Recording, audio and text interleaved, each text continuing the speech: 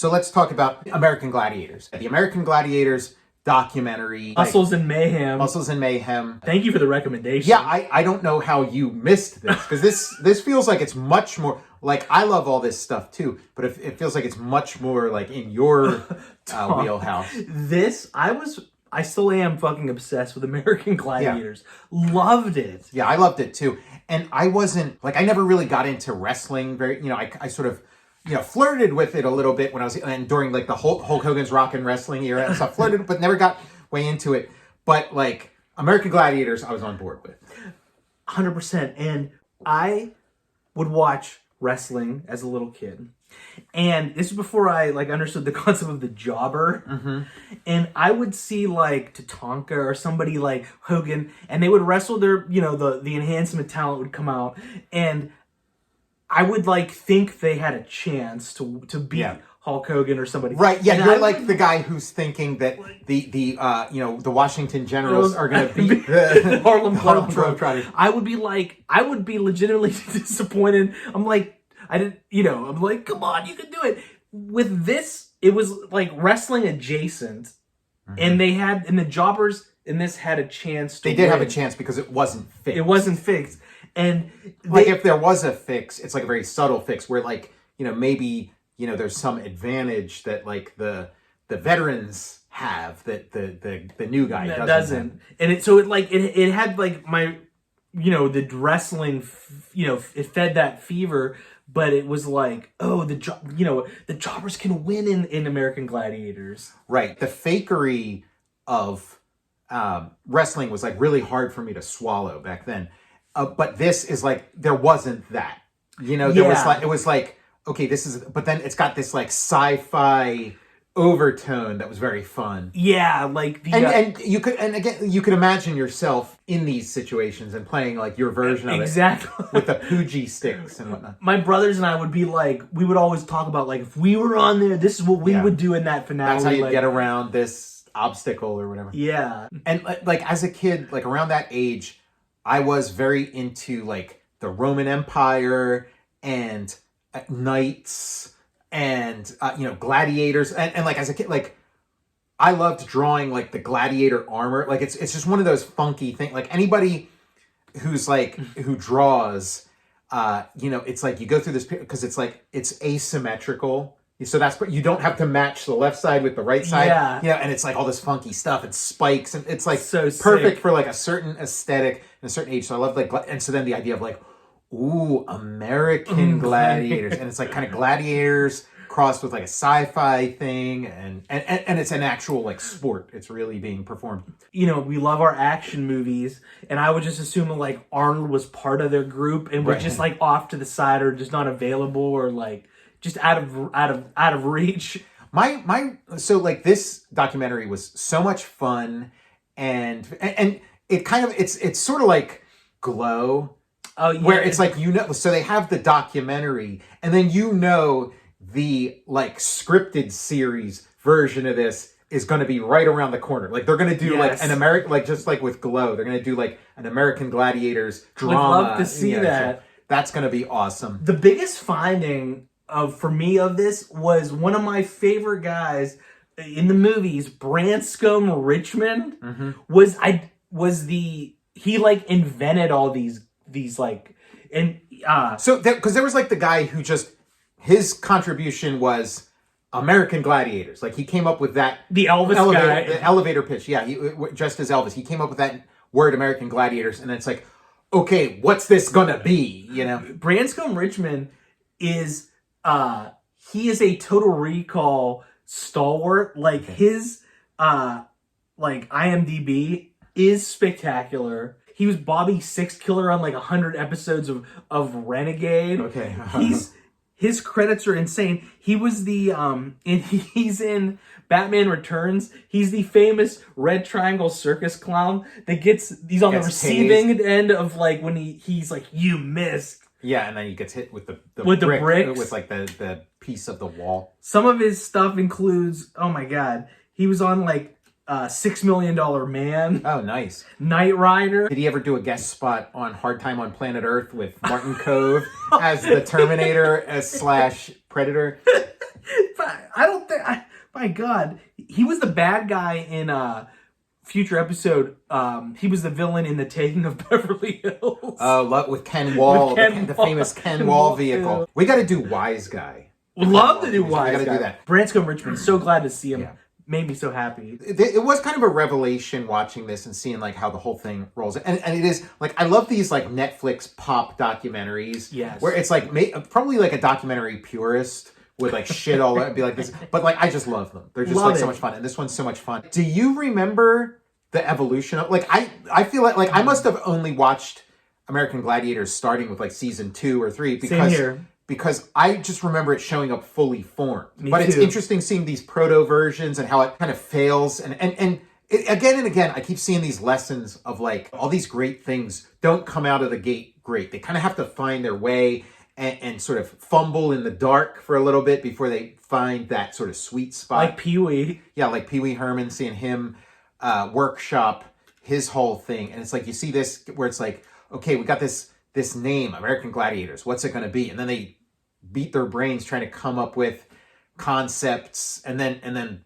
90% of those are junk. They can't, and it's like falling off a cliff or what. Like they're just in the danger zone all the time, and then eventually they, under duress, sort of come up with the winning thing. Because they said in season 1 they had an executioner. Because we're talking about jobbers winning. Yeah. They had like Gladiator versus Gladiator, like two buff of contestants. Yeah, two like big mountains colliding with each other.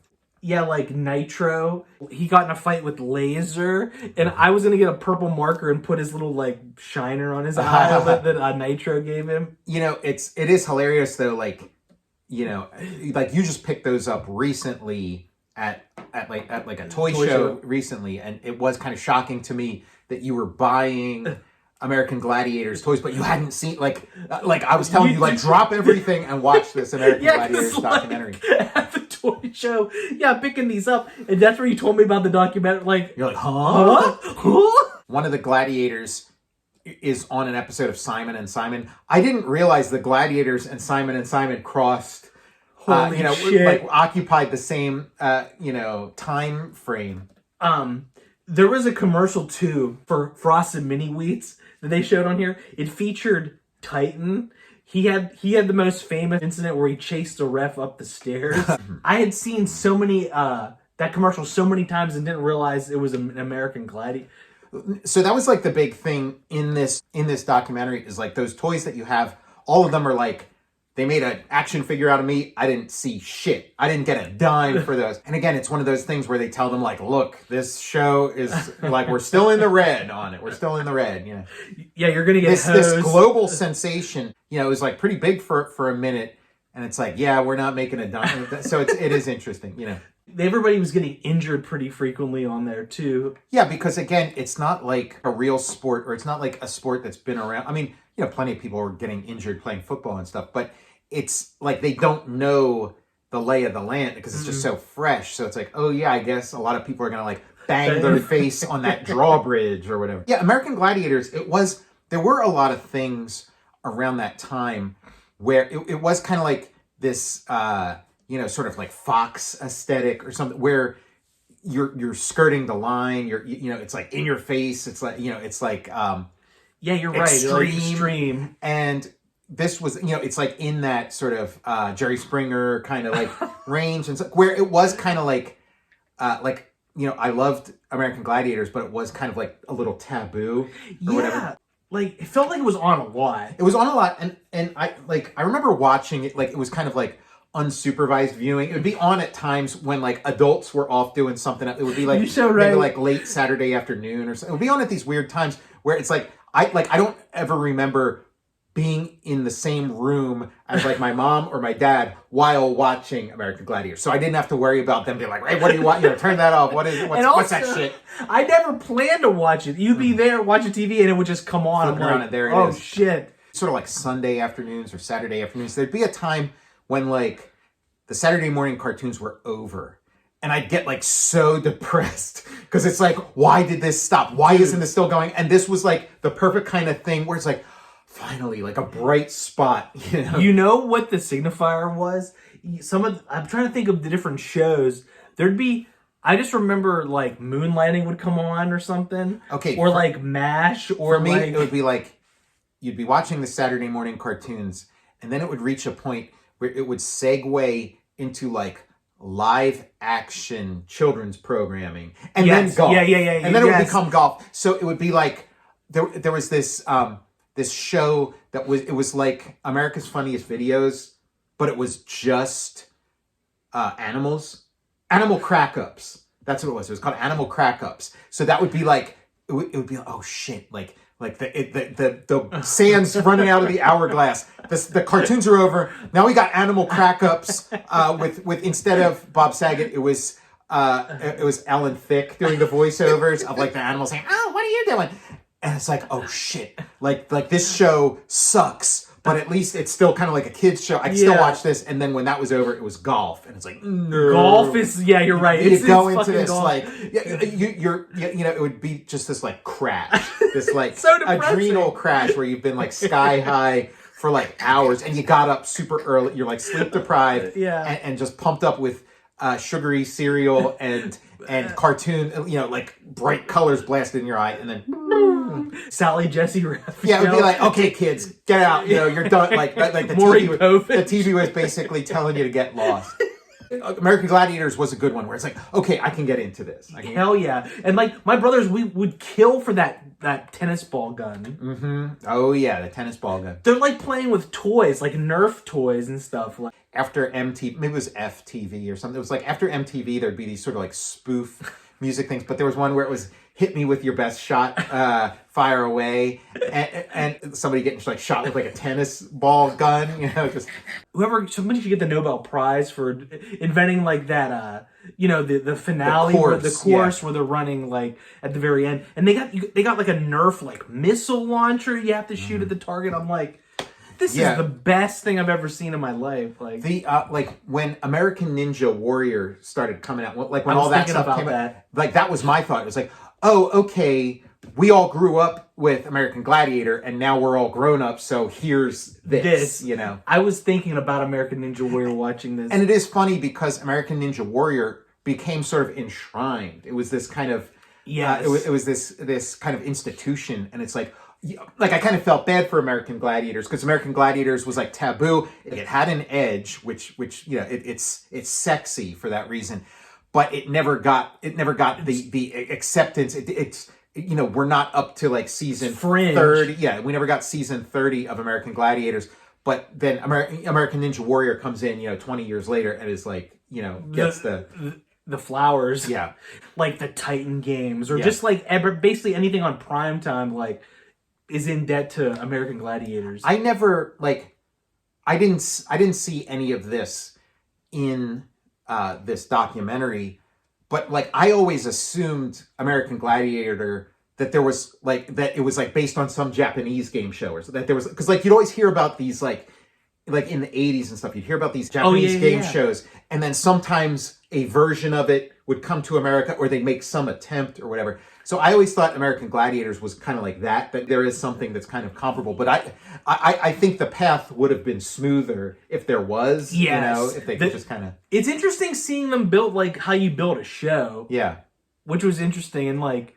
Don't be afraid of failure is basically it, because the road to success, by necessity, you're going to need to fail a bunch. So just plow forward, just do your best, keep getting up, Seeing the evolution of the games, too, was fun. Mm-hmm. Like, early games, they, like, throw it at the wall, see what sticks. Like, there was that game where they're on the trampoline, and you had to pick up, like, the crap off the... I was like, why somebody just thought of that, like... Like, I read a lot about game design and, like, video games and stuff, and it is kind of like that, because you kind of come up with this cool mechanic. You come up with this, oh, it's kind of cool. Okay, we got all these balloons, and they're doing this and that. And then it's like, where's the game? You got to figure out, like, what's the best utilization of this engine? Like, how do you figure out the most interesting way to make a game? And it's like, sometimes it's like, oh, well, the game could be, this. You could maybe pop the balloons. But then somebody in the process finds like, ooh, what if you do this with the balloons instead? And then it becomes, like a great game. Like, seeing the, like, that joust, like, they simplify things and it becomes like beautiful then. Yeah. Like I love Hang Tough.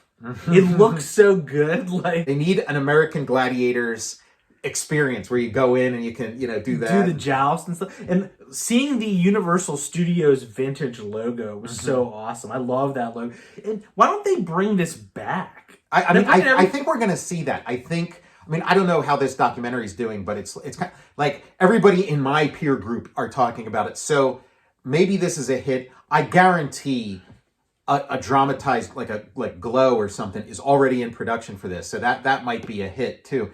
And then yeah, it really is American Gladiators moment for the comeback. And again, as the creator of American Barbarian, I love sort of like a red, white, and blue, love it. Sort of like sword and sorcery kind of situation.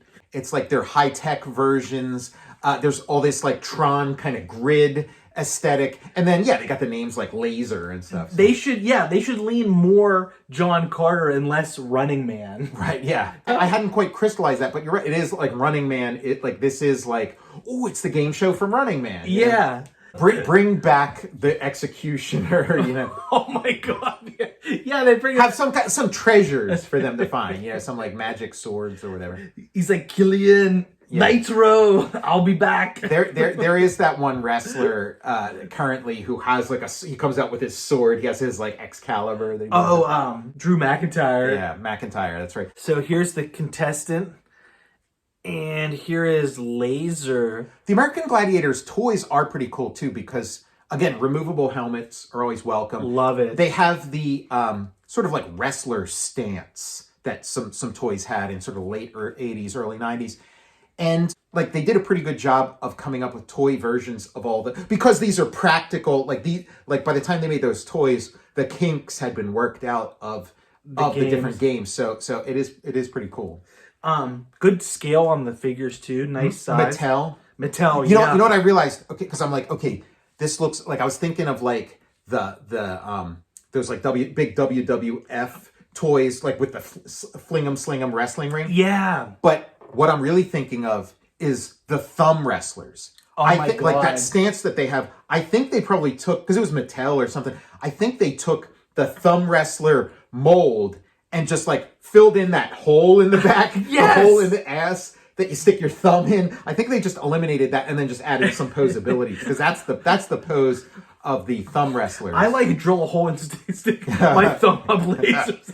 Did you have the thumb wrestlers? Because it would be I remember them. Like it was like Hulk Hogan in that kind of stance. Yeah. And you'd like stick your thumb up his ass and go and make them. You and your buddy would fight each other. I remember those. And we had he'd have his thumb up like Ultimate Warrior's ass or something. Well, yeah, they're like, that's a thumb. I drilled a hole in Laser's ass because of the thumb wrestlers.